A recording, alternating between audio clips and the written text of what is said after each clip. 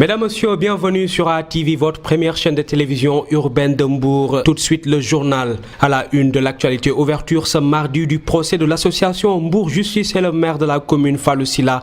L'affaire est renvoyée jusqu'au 16 avril. Débat sur un éventuel troisième mandat du président Macky Sall. Le secrétaire général du Parti socialiste Ousmane Tanor Dieng trouve que ce débat est prématuré. Il était ce week-end à Mbour où il a présidé une rencontre d'évaluation sur les élections présidentielles. Et en sport, élimination des U23. Mbaye Diouf Dia charge Augustin Senghor pour le président de Mbour Petite Côte. Cette rencontre ne devrait pas se tenir au stade Lat Dior de Thiès. Je vous le disais en titre, ouverture ce matin du procès de l'association Mbour Justice et le maire Fallou Sylla à propos de la cantinisation de la place publique de Mbour. L'affaire a été renvoyée jusqu'au 16 avril prochain. Compte rendu de cette affaire avec notre reporter Khady Samb. Le procès des jeunes de Mbour Justice et le maire de la commune Fallou Sylla a eu lieu ce matin. Les jeunes demandent l'arrêt des travaux de la cantinisation de la place publique. Nous étions là ce matin et nous avons estimé en tant qu'association de droit, nous avons estimé devoir saisir le juge pour qu'il puisse se prononcer sur les conditions dans lesquelles ce site-là a été affecté à l'entreprise Latedien.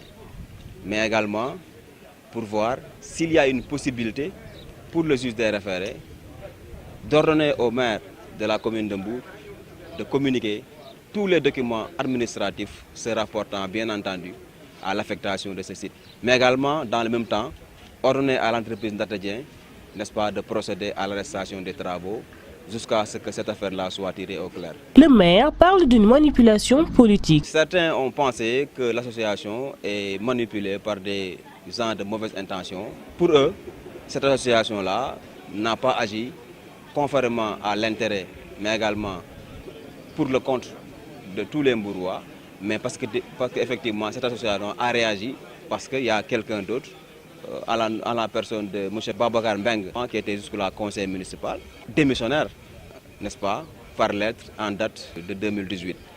Et pour certains, c'est ce Babacar Mbeng-là qui est derrière cette association-là.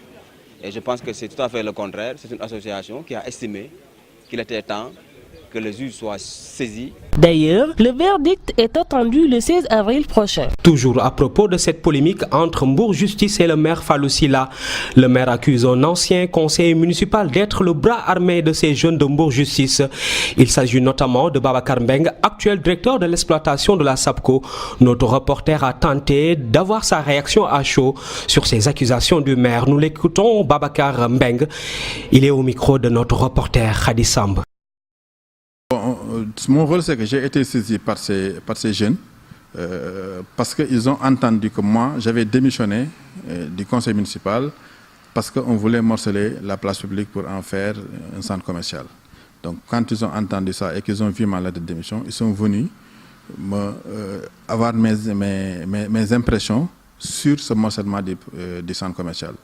Et aussi, étant donné qu'ils étaient en procès, qu'ils allaient vers un procès avec le maire, ils voulaient que je fasse un témoignage écrit pour dire que, parce que le maire dit qu'il y a une délibération du conseil municipal pour faire de ce centre, de cette place publique un centre commercial en 2015.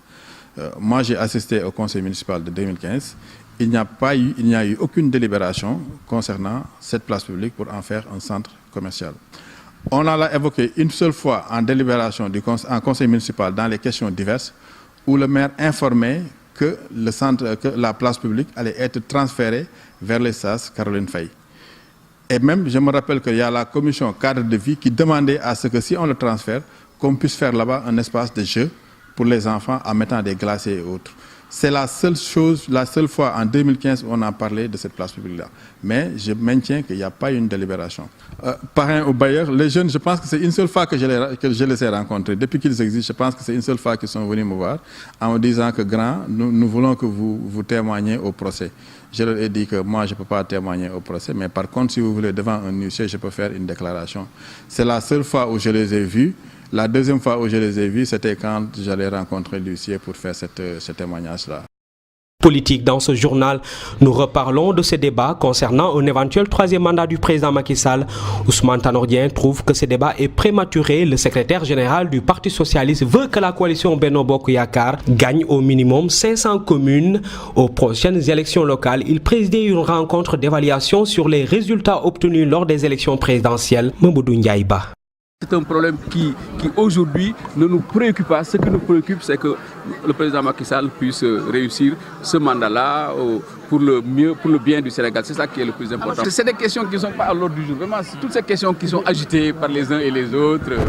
Même le couplage des élections. Tout ça, c'est pas à l'ordre du jour. Du point de vue du nombre de voix apportées au président Macky Sall pour son élection au premier tour, le département de Mbour a apporté 132 000 voix, c'est-à-dire juste après le département de Dakar, autour de 210 000 voix, et le département de Pikine. Ce qui est remarquable aussi, c'est que les objectifs qui nous avaient été fixés pour le parrainage, autour de 110 000, on les a largement respectés, dépassés même, et la base a salué le rôle joué par le comité électoral présidé par Salihou Sam, Serigne Gueye Diop, le rôle qu'il a joué et le rôle bien sûr joué par MDC, Oumar Youm.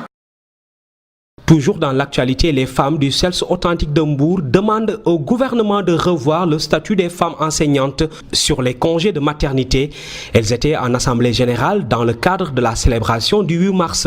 Nous suivons le compte-rendu de notre reporter Khady Samb. Les congés de maternité préoccupent les femmes du CELS authentique de Mbour. Elles invitent le gouvernement d'y apporter des solutions. Nous pensons que la grossesse est de plus en plus difficile pour une femme travailleuse. Surtout pour nous qui sommes enseignantes, c'est très difficile, on est malade, on allait.